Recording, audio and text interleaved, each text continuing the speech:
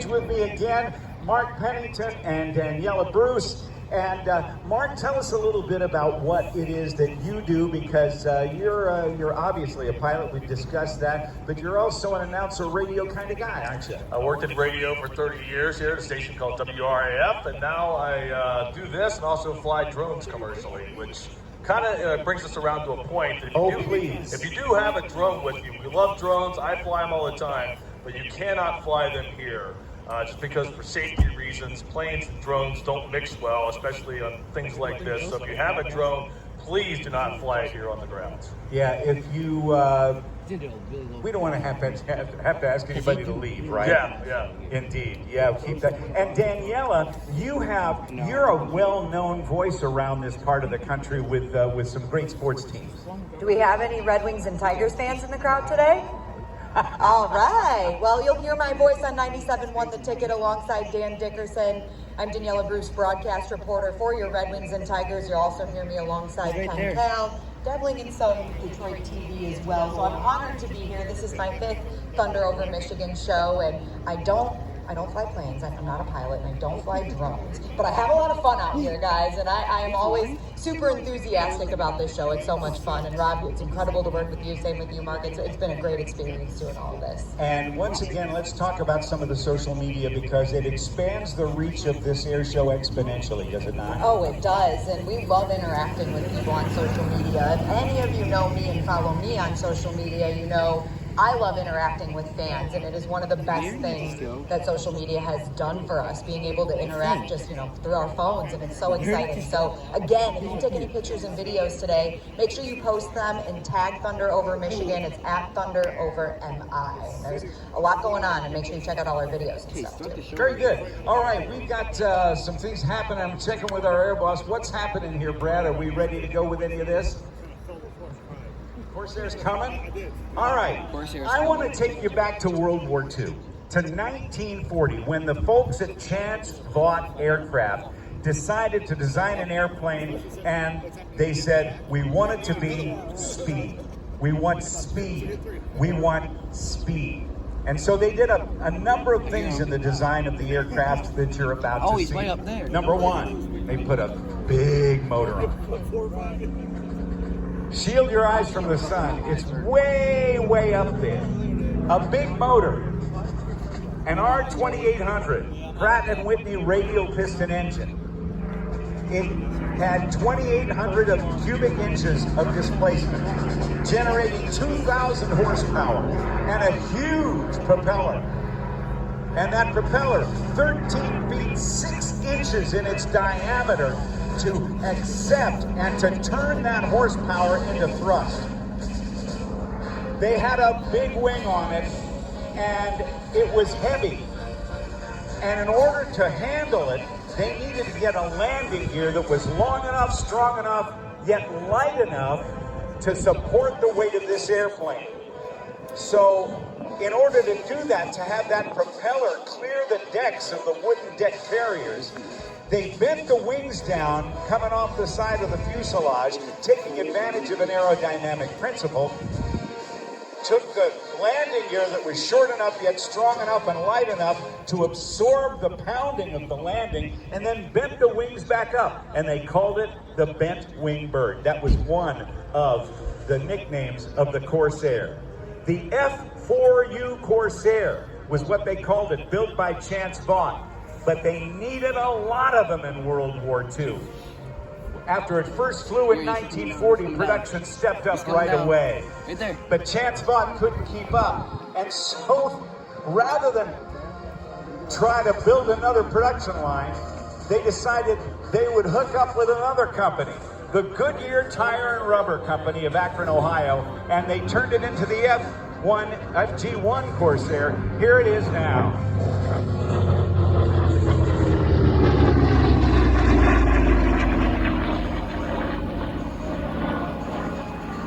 Mark Todd is in the controls. You can hear the sound of that radio. This is the first airplane, single-engine, piston-driven airplane in the United States military to exceed 400 miles per hour in level flight.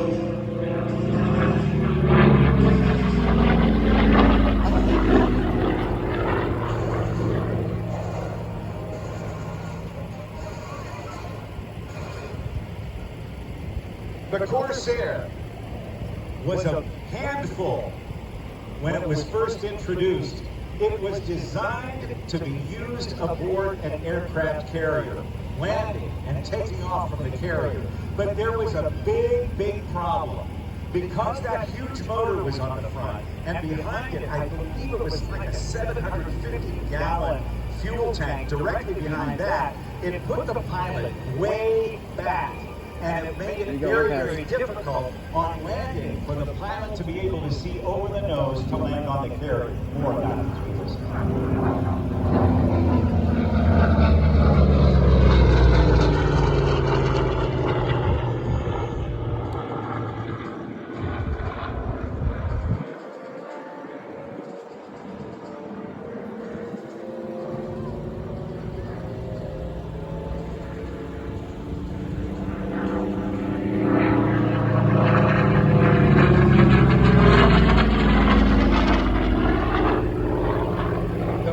Sat so far down that he couldn't see the landing area.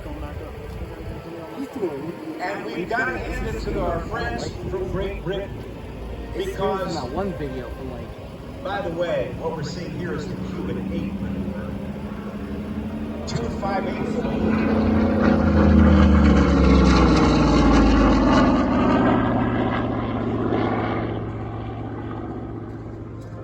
So the British, who really were ahead of the Americans in terms of aircraft carrier development, took advantage of a couple of things. Number one, that downward crook in the wing. If they flew an oval pattern to land on the deck of the carrier, the pilot would have a better opportunity to see the carrier deck until just before touchdown. In addition to that, they changed the canopy of the original Corsair to what they call a Malcolm hood, the same kind of canopy that was on the Spitfires, the Supermarine Spitfire, flown by the Royal Navy. And they raised the pilot up, and then it was suitable for carrier landing. But when it didn't do well initially, they assigned it to some Marine Corps base, Marine land-based units.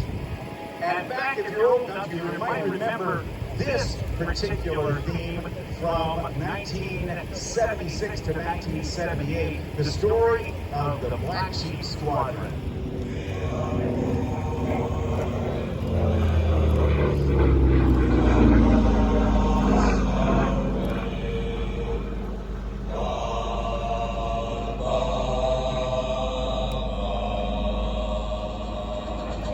The Black Sheep Squadron, led by then 28-year-old Greg Pappy Boyington.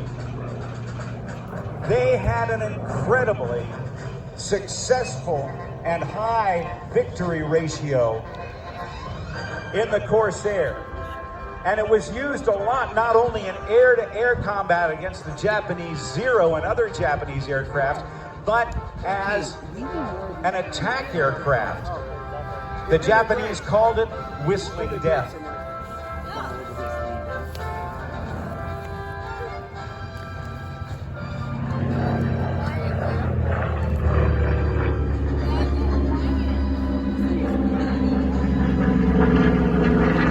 Precision flying for a long time. In all, 12,571 were built, give or take a couple. Oh, here goes the last one. one being actually manufactured for the French Air Force. Finally. Seeing a picture of the screen. And went in service with them early in 1953. The Corsair was in production longer than any other single-engine fighter in World War II. And in the Korean War, the Corsair even saw action. And an American pilot by the name of Jesse Fulmer actually shot down a MiG-15, making him the first pilot to shoot down a jet.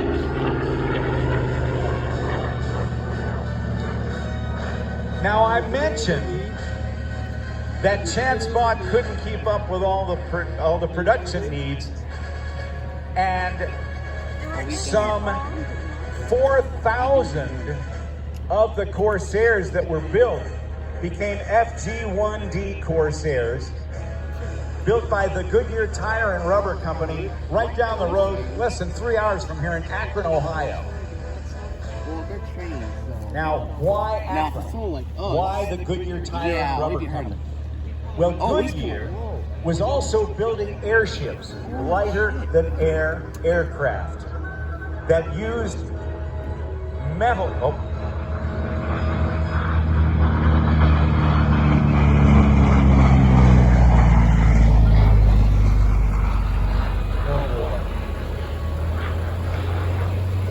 And Goodyear, as they built these dirigibles that had a metal superstructure inside to hold the shape of the lighter than air airship, knew exactly how much strength a piece of metal could have without turning it into having extra dead weight. So they built a lot of parts for a lot of different airplanes. So they were approached by the folks at ChanceBot War Department, and they started building Corsairs as FG1D Corsair. G for Goodyear, F for U for Vaughn.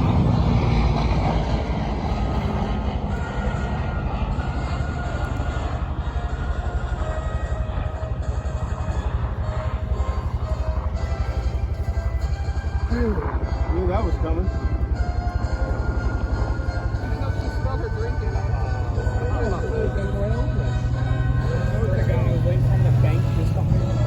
Now he's doing them low pass. Now he's doing them low passes.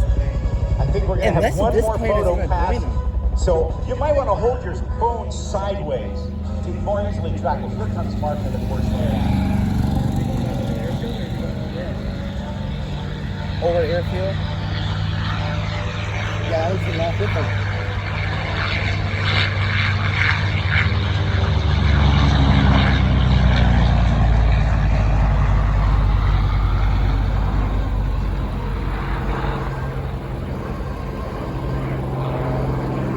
Of all of those Corsairs, and I mentioned the number 12,571, there are only a handful still flying today, so to be able to hear the sound of that Pratt & Whitney radio engine is just phenomenal. Have a nice day for Mark Todd in the Corsair. Listen to the whistle of that thing. Again from the left.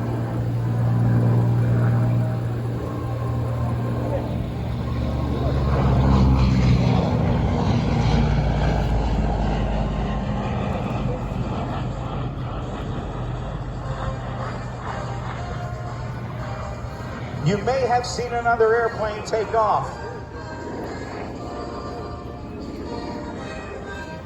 Another of the premier fighters of all of World War II. By the way, the Corsair in World War II ended up with an 11-to-1 victory ratio over the Japanese aircraft.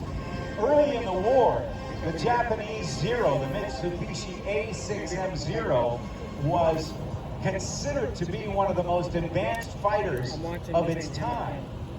Way ahead of anything the Americans had. As a matter of fact, all the aircraft that we had prior to our entry into World War II totaled only about 35,000 airplanes. By the end of the war, fighters, trainers, bombers, cargo, liaison aircraft, about 275,000 aircraft. And a lot of them were made right here in the Detroit area. The airplane that took off in just a few moments ago, and with whom Mark Todd is going to join up, Yep. is an Knew it. aircraft They're that gonna do two owes now. its existence to the British. Yep. Yeah, British. Prior to America's entry into World War II, I only see the one there. the United States Oh, they're flying. was helping our allies, particularly Great Britain, in a program called Lend-Lease. It enabled the United States as a neutral country to provide aircraft and defense equipment, if you will, to a combatant country. Great Britain was already at war with Germany, and in July through October of 1940, during what was known as the Battle of Britain, the Supermarine Spitfires and the Hawker Hurricanes of the Royal Air Force were fighting off the Luftwaffe aircraft, the FW-190s by Focke-Wulf, the Messerschmitt Bf-109s, and they also had an American airplane, the Curtiss P-40 Warhawk. And the P-40 was fighting alongside those airplanes, fighting off the German Luftwaffe aircraft as they were trying to pound Great Britain into submission. But when Curtiss couldn't provide enough P-40 Warhawks, they went to the president of North American Aviation, a guy named Dutch Kindleberger, and said, "Dutch, we like the way you build our Harvard trainers. We'd like you to build Curtiss P-40s under license." Dutch Kindleberger said, "I don't want to build somebody else's airplane. Here's what I'm going to do." And Dutch Kindleberger said, "Give me 120 days, and I'll give you a new airplane." Now, that was a bold statement to make, to come up with a new airplane in just a few months. But he knew something about a new wing design called laminar flow. Literally. A very fast if anything, wing like 10 feet apart. that was research for which was done by the predecessor of NASA, the NACA, the National Advisory Committee on Aeronautics. And as legend has it, 117 days later, the Mustang was born, originally made for the Royal Air Force. Now, the Corsair and the Mustang.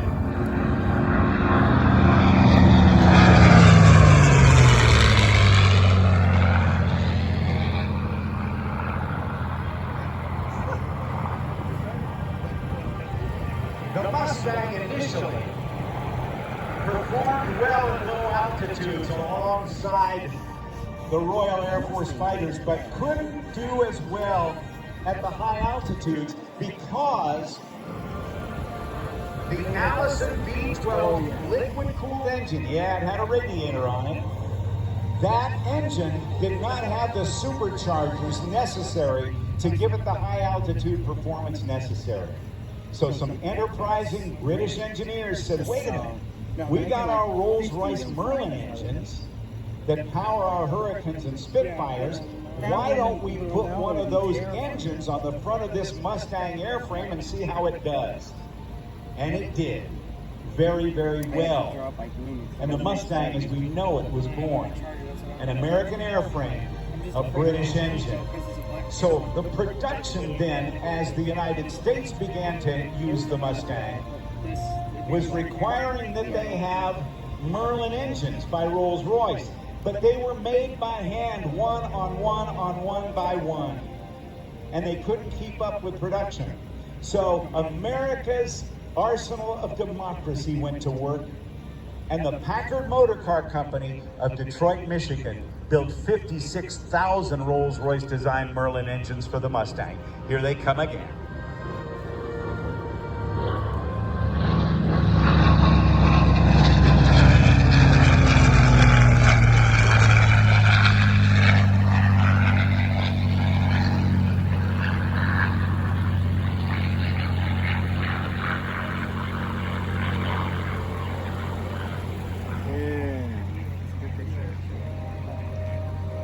As we look at those two airplanes, I am reminded of what it took not only to fly these, but just to learn to fly them. In World War II, there were 3 phases of training. Primary, the simplest of airplanes, like the Boeing Stearman Model 75, that the Royal Canadian Air Force called the Cadet, and the Navy, and they all nicknamed it the Yellow Peril. Most of them were painted yellow because it was so susceptible to what they call a ground loop. That training initially lasted 12 weeks, about 75 hours of flight time. If the student didn't wash out, he'd move on then to basic training with a more extensively built airplane and more complex airplane. Another 12 weeks, 75 hours. Then if they made it that far, they go on to the AT-6 Texan, or the SMJ as the Navy called it, or the Harvard as the Royal Air Force called it. If they got past all of that, they would move directly into a bomber, a fighter like this, or a cargo aircraft, flat pass. From Tom Richard in the Mustang, Mark Todd in the Corsair.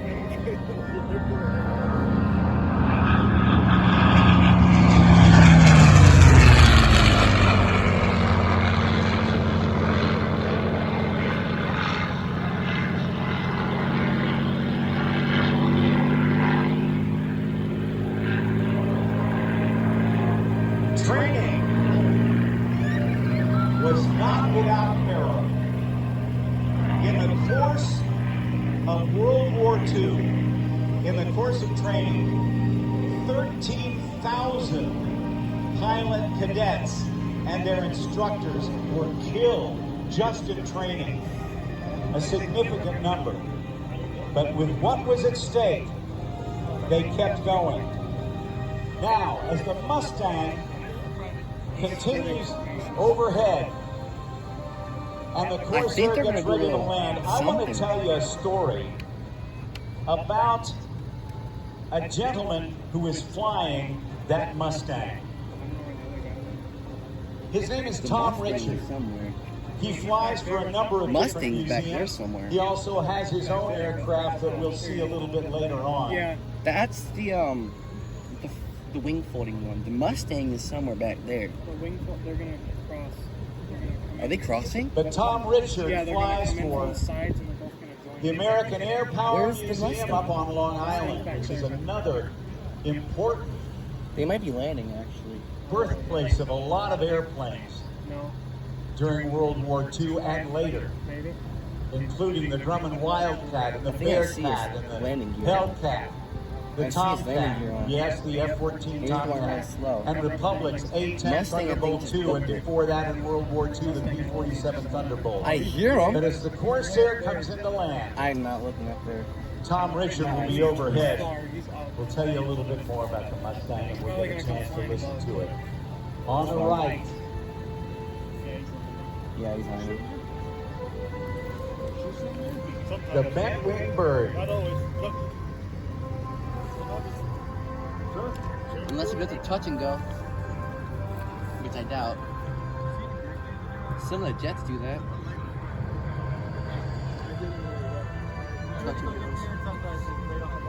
Oh, here's the Mustang. That's a Corsair. There's the Mustang right there. He's Now, coming in. ladies and gentlemen, you've heard the sound of the radial piston engine on the Corsair. Listen to the sound of the Packard-built Merlin engine on the Mustang.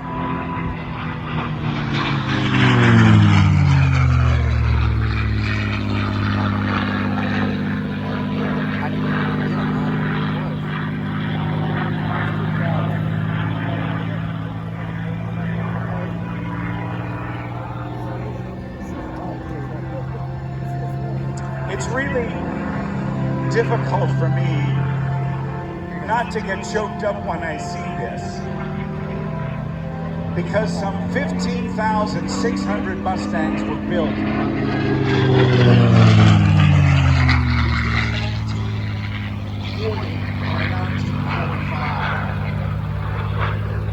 Originally, yes, for the Royal Air Force, but serving in every theater of the war, the European as well as the Pacific theater. Mustangs proved themselves more than capable against the Axis aircraft.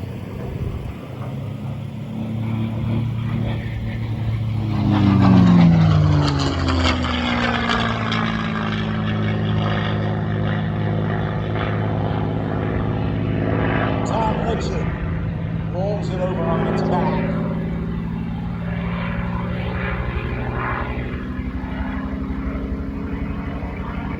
Look at the bottom of the Mustang and look at the radiator scoop on the bottom halfway back.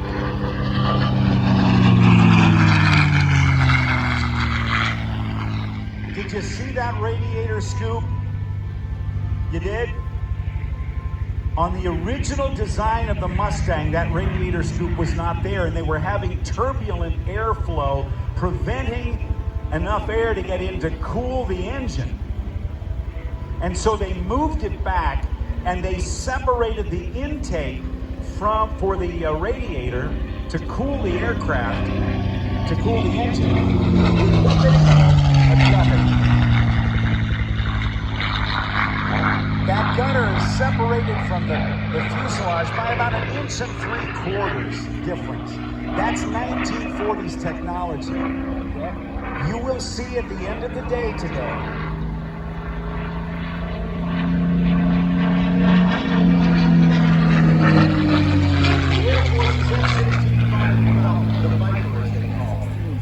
you will see that same technology that applied to the design of the F-16 Fighting Falcon.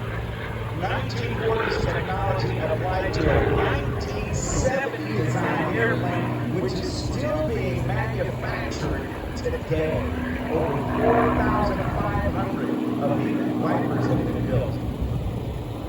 Now, I will probably be throwing some production numbers out to you, like 15,600 or whatever it happens to be. If your numbers are different than my numbers, then you're right. The 8-point hesitation rule. Watch Tom fly so precisely. You see the stripes on the airplane? Those were called invasion stripes. They were painted on all Allied aircraft prior to the huge D-Day invasion of Normandy, France on June 6, 1944, the largest amphibious assault in the history of the world. And thousands of American paratroopers and soldiers stormed those beaches to push the Nazis back out of Normandy.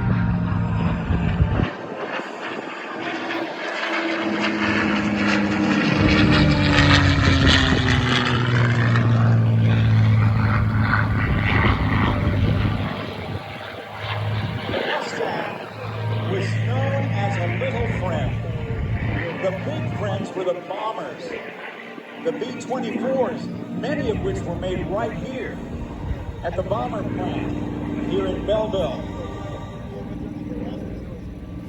And the B-17s, the flying fortresses and the liberators that pounded German targets in Nazi-held Europe.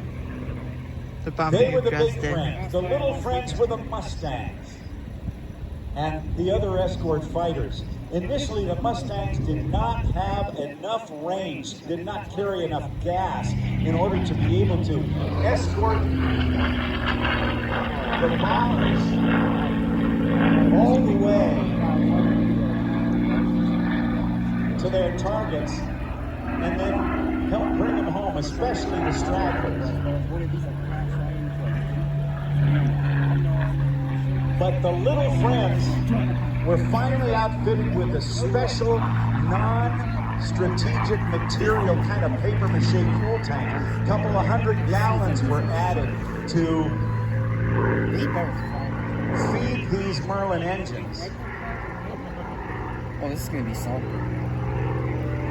And they could then escort the bombers to the target and then back from the target, greatly increasing the survivability of those bomber crews.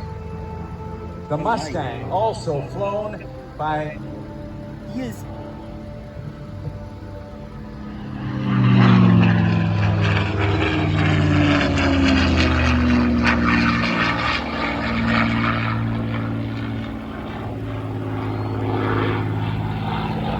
There's your victory roll, by the way. The Mustangs were also flown by the United States Army Air Force's 1st African-American squadron, the Tuskegee Airmen, proving Yes. that black men could fly, they could fight, they could fight. And initially, as African American men were shunned by the bomber pilots, but as time went on, it was discovered that those African American pilots didn't go off chasing after Luftwaffe fighters to try to get kills. They stayed with the bombers to protect them, and they became the most requested fighter escorts. From the left, let's watch the photo pass.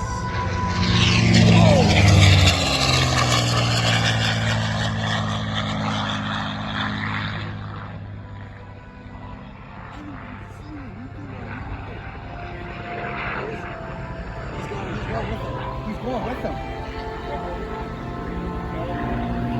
He's going with them. He's gonna come close. Yeah. Where is he?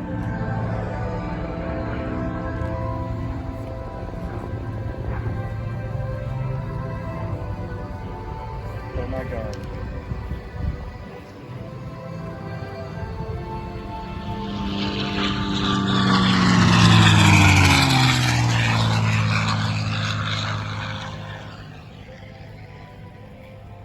Very easy to see the invasion stripes.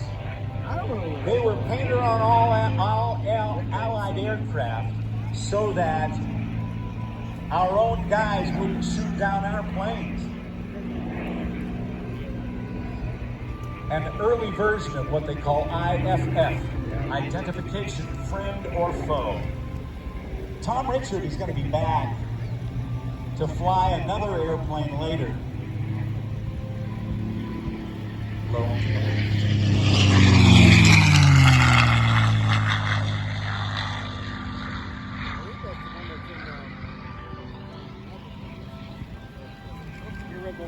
I hear RedBull too.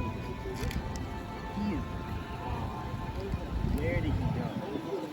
He's way over there. Don't take him away. He's just entertaining. This. I need it. You're done. I swear, watch this now video and he gets like right up on us. Oh my God.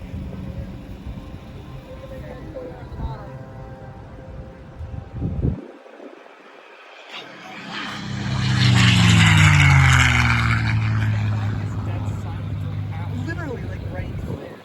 And then you hear it. I think it's a sky tour right there. I think he sits on his trail. Did he just get a barrel in? He's already doing this spin from that way. Imagine it's right now.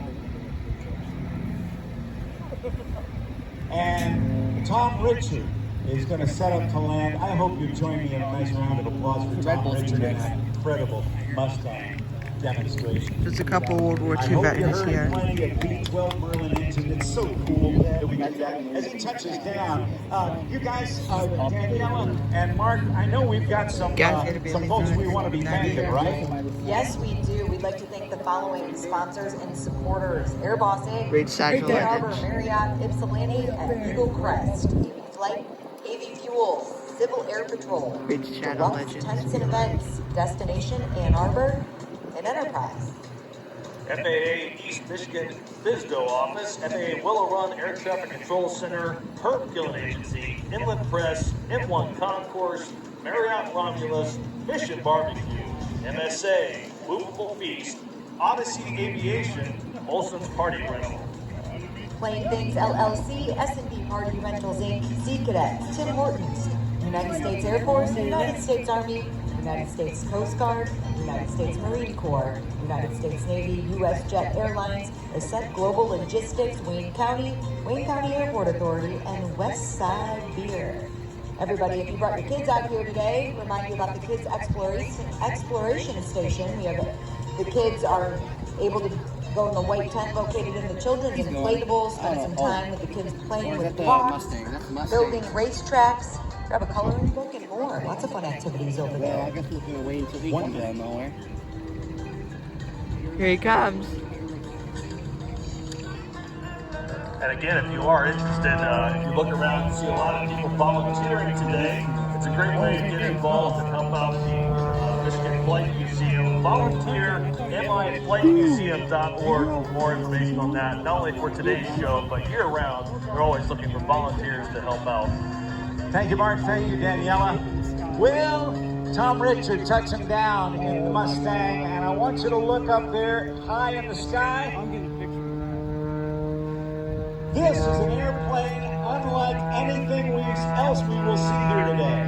This is the result of some incredible new technology from the last 30 years or so called composite materials and carbon fiber, lightweight and strong. Doing this select channel with a double split S with a roll and a half. Watch it pull back on the stick from Coshada, Louisiana. Let's welcome Kevin Coleman to thunder over Michigan. He did, backwards one.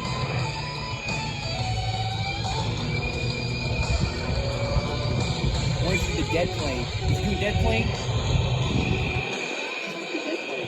It just falls. Kevin Coleman is one of the top aerobatic pilots in the world. He's falling. No, he's diving. He's doing the falling plane. He's diving. He's just 33 years of age, and watch him as the airplane is now falling and spinning in a flat spin. He was coming earthward at about 3,000 feet per minute.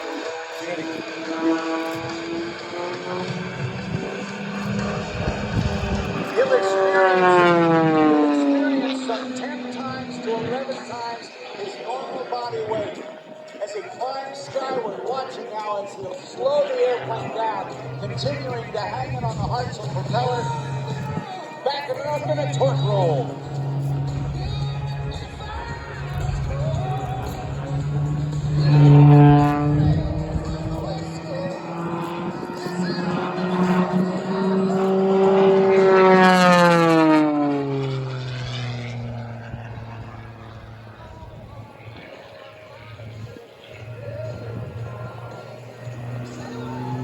This is called the Shockwave.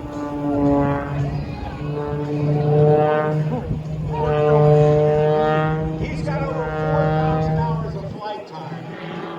He grew up around here as an aerobatic pilot and a physician. His older brother is an ophthalmologist and a former airshow pilot. But Kevin Coleman is now flying for RedBull. He got his private pilot's license on his 16th birthday, the youngest age at which you can get a private pilot's license. I should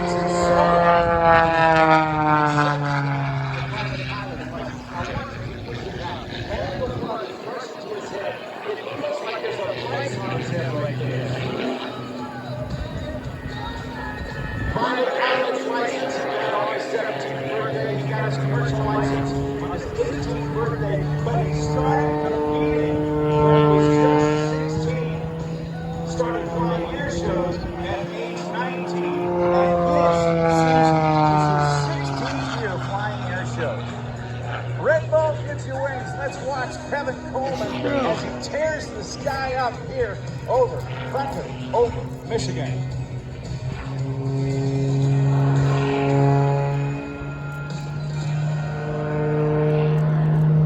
Brought to you by RedBull. Two-Bro Aviation, Louisiana. Two-Bro meaning two brothers. The Hartzell Propeller Company of Piqua, Ohio. Built on honor. Since 1917, Tempest Aero and Kelly Aero.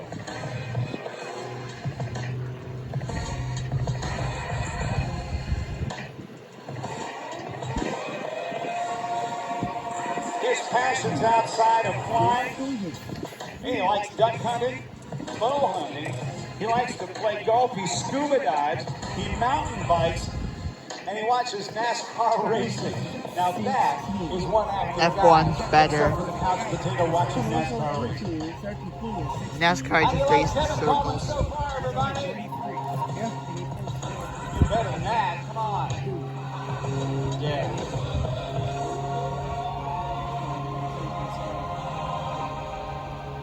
Kevin Coleman was the youngest competitor in the challenger class of the Red Bull Air Race World Championship. Let's watch him high and to the right.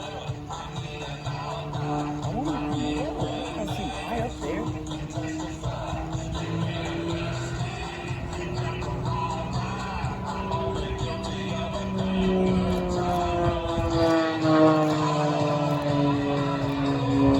These carbon fiber manufactured airplanes, these composite materials have made it possible for the aircraft tumbling maneuvers.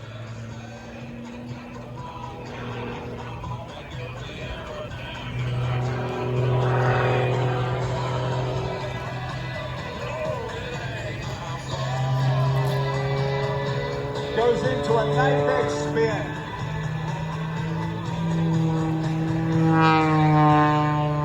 The incredible 300 horsepower motor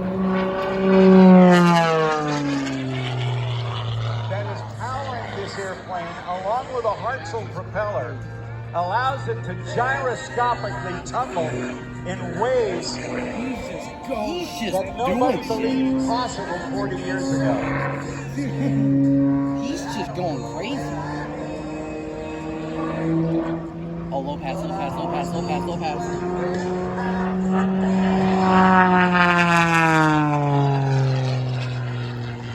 Guys, imagine a big highway bridge right there where you Over did the that. top, watch him snap rolling one. I bet he could pull it off. 3 times. Stop. I bet he could do it. He did.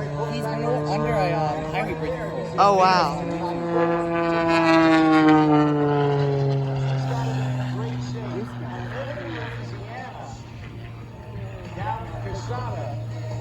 He spends a lot of time, almost a month, and 2 or 3 times a day to build up his aerodynamic, his G tolerance, so he can withstand these crushing G Going upside down.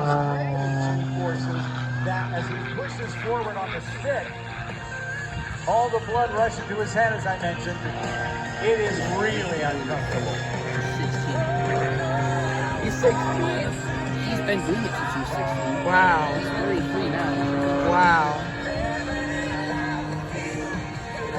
I bet he's gonna do this when he's 100 too.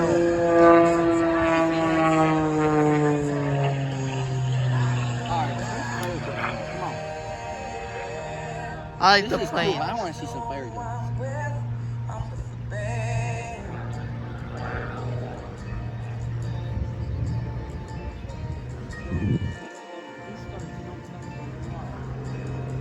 Ladies and gentlemen, he's been cleared to land. He's gonna fly again for us, but I hope you'll give one final round of applause right now. That's enough for to the you, young man from Corsair. Corsicana, Louisiana. Yeah. RedBull gives you wings. It's Kevin Coleman.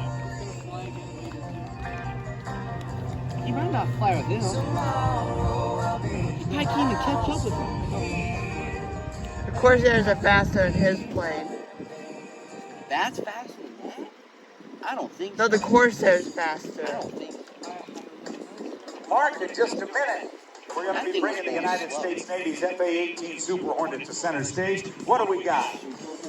Well, we can still do rides, by the way, not during the show, but the WWII is going up a lot. But there are also a couple other planes that are doing rides today. That's a fun part of Thunder over Michigan, the C-47. Yeah, get your Also headphones the, on. Your mouth is UH-18, sticking out like I of your mentioned, fingers. and P25 from the Air Adventure. You want to get tickets for future flights, by the way, not just today. MIFlightmuseum.org/fly. But you can also get flights for today as well. So a lot of fun to experience it from the air. Want to bring the snacks in? And it's not only fun, but it's a hunk of history, isn't it? Oh yeah, I mean these planes when you get in and realize what these men and women Okay. did in these small aircraft, it's just amazing. It really gives you